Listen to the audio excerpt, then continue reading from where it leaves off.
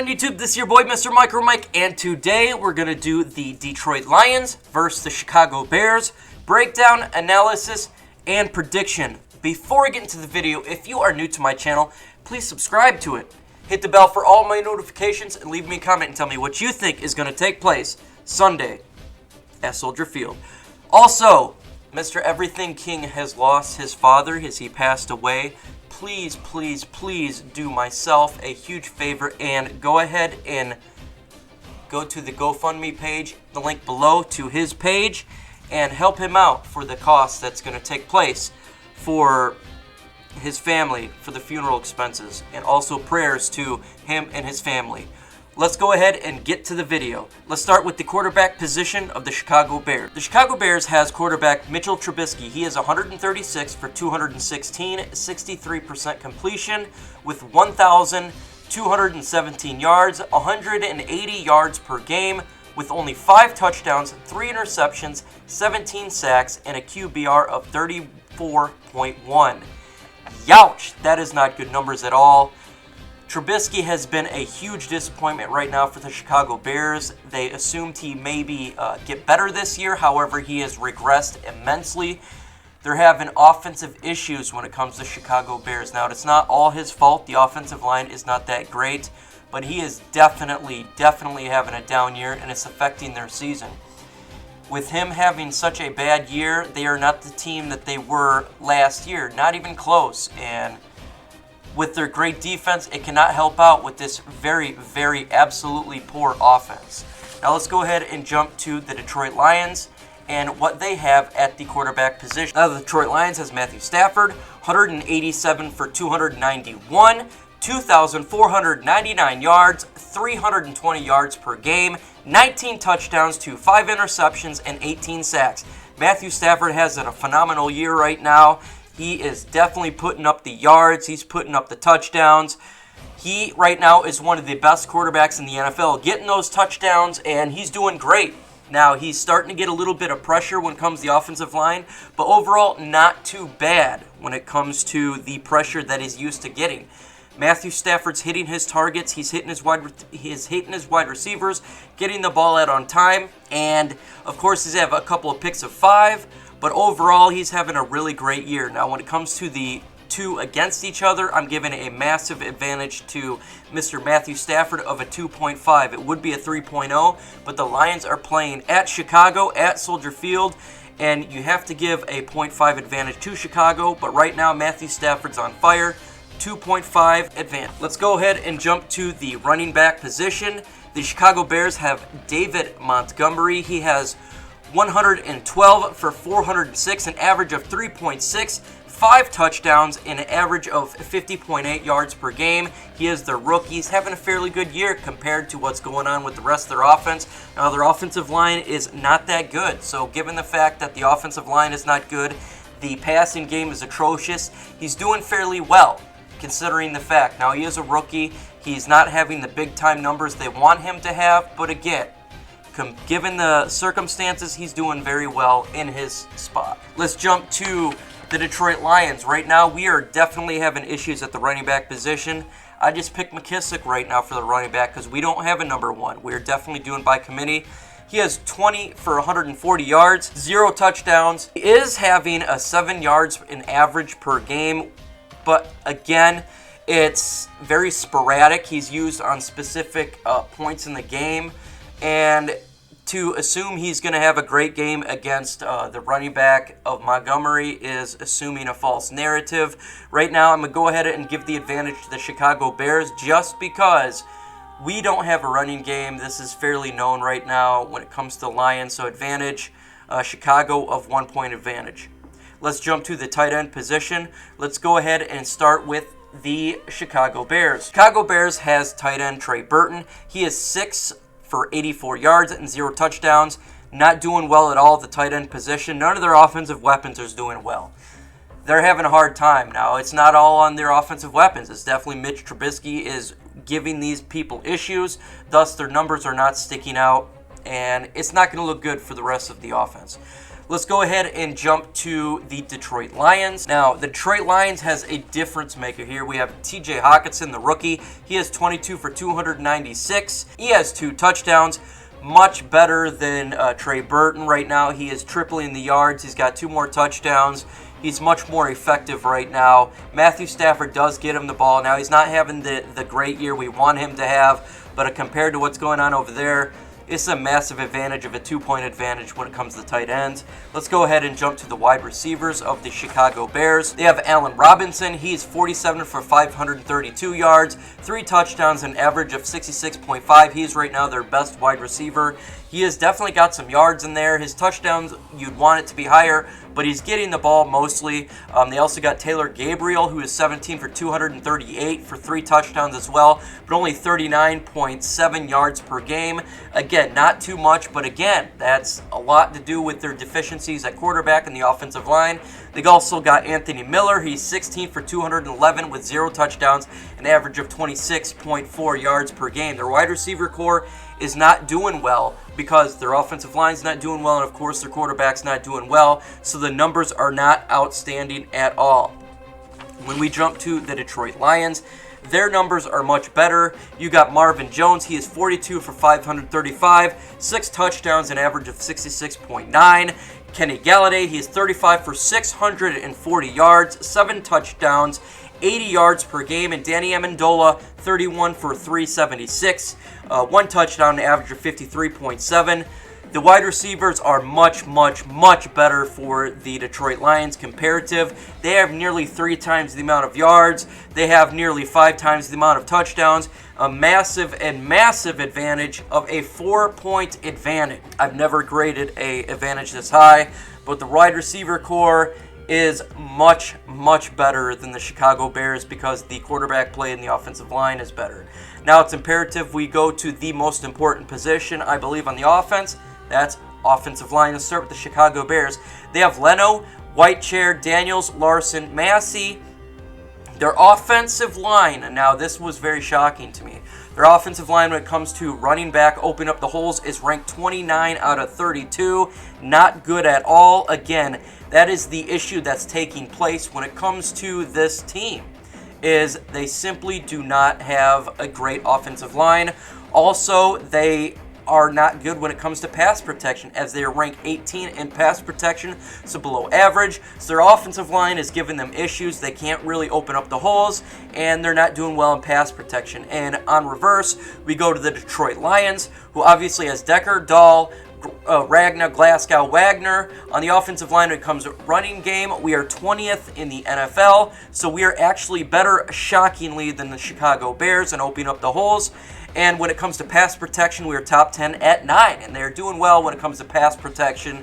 They're giving to Matthew Stafford the time, and that's very good in the NFL, man. We don't want to see Matthew Stafford too much on the ground, and they're doing better. So again, I'm going to go ahead and give the Detroit Lions here a 1.5 advantage on the offensive line. Overall, the offense in general is just far and above better than the Chicago Bears offense. Their offense is dying right now. It's hurting bad, and it is definitely their weakness into why their record is 3-5 and not much better like it was last year. Now, let's go ahead and go into special teams. Let's start with the Chicago Bears. They got Eddie Pinheiro. He is 12 for 15 at 80% completion. So it's somewhat average. Now he's missed a field goal to win a game, and obviously that ignited the angry to the Chicago Bears fan. And of course, man, you don't want to lose a game by missing a field goal. But when it comes to stats, he's having an okay year. Nothing spectacular there. Now Matt Prater, as well as having around an 80% kicking ratio as well. The advantage is none. It's a draw. It's nearly the same. Nothing special there. It all depends on weather, how the wind is in the Windy City, and we'll just see how it goes for sure. Now let's go ahead and jump to defense. Now this is where it's the total opposite. The Chicago Bears definitely has a better defense than we do. They have defensive end / linebacker, so you're going to see a couple linebackers thrown in this defensive end spot. but that's okay because they have a mix as well. Now, their defensive linemen, they have Roy Robertson. He has 18 tackles for 2.5 sacks. They have Nick Williams, 21 tackles, 5 sacks. Eddie Goldman, 16 tackles and 1 sack. And Khalil Mack, who's actually listed as linebacker, but he does a lot of pass rush as well. He has 31 tackles and 5.5 sacks. Now, their linebackers or defensive line as well is very good. They're getting sacks. They're getting pressure. Their defense is scary all around. And, of course, their defensive line is very good.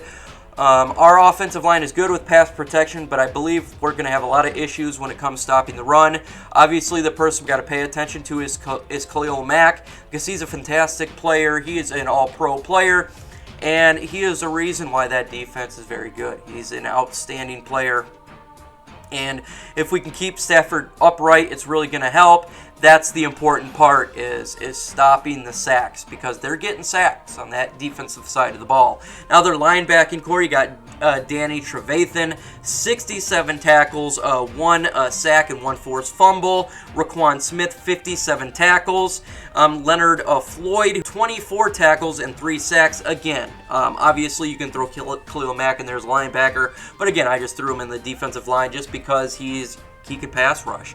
Their linebacking core as well is very good. They're tackling like crazy. I expect it to be no different here. I expect if we catch the ball via tight end, it's instantly going to go down. I expect that the run game is going to be very difficult for us, and these guys are going to be going from field to field fairly quickly. They're a good linebacking core, absolutely good, and I see no different there. Now let me jump to the Detroit Lions defensive line itself, and then we'll go into linebacking core.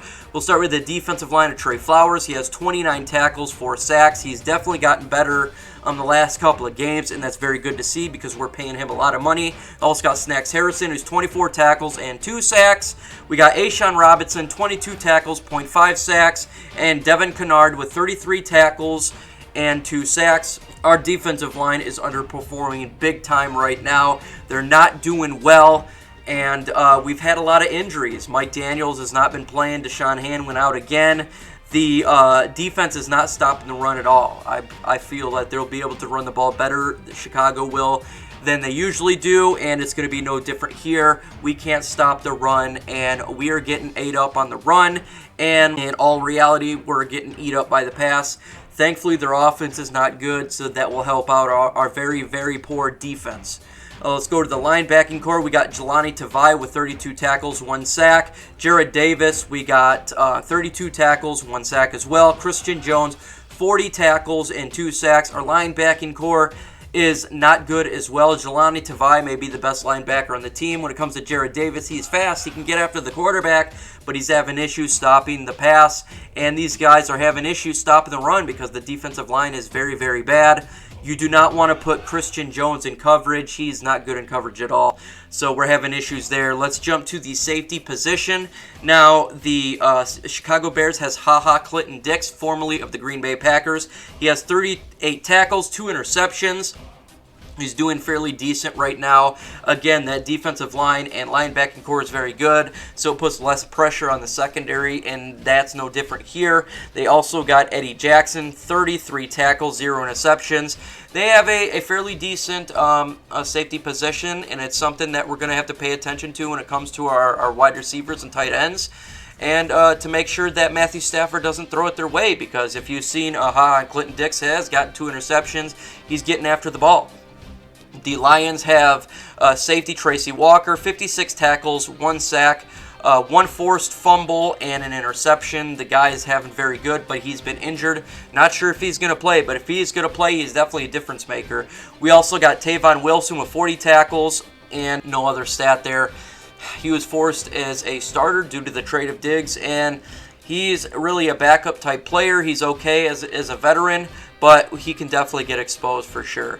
Now let's jump to the cornerbacks of the Chicago Bears. They have Kyler Fuller. We all know who he is. 43 tackles, 3 interceptions. He is definitely a very good cornerback. He's doing well. He's getting turnovers. He's good in coverage.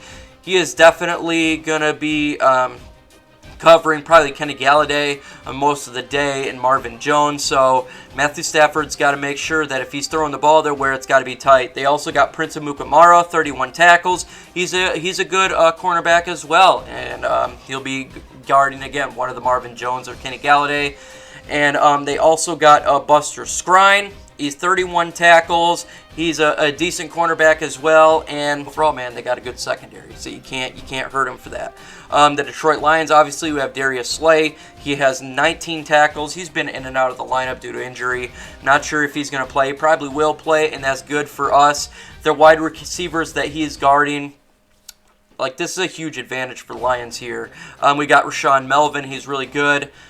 He's got 34 tackles, and Coleman, 32 tackles, good in the nickel. The issue is their wide receivers are not getting anything.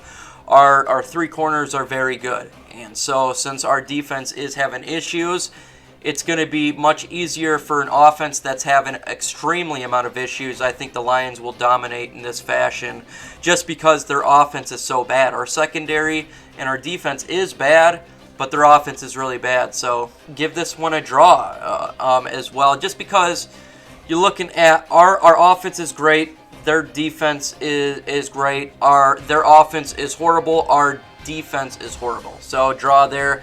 Coach, they got Coach Nagy. He has 15 wins for 9 losses.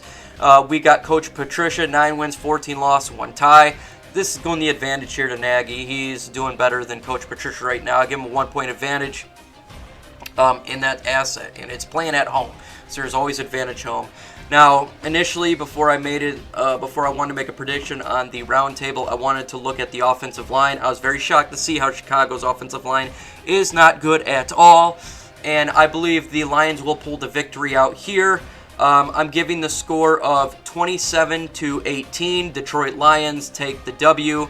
I just feel the offense right now, the Chicago Bears, is hurting for many factors. Their quarterback, their offensive line, it's really hurting them, and they're gonna take the L here.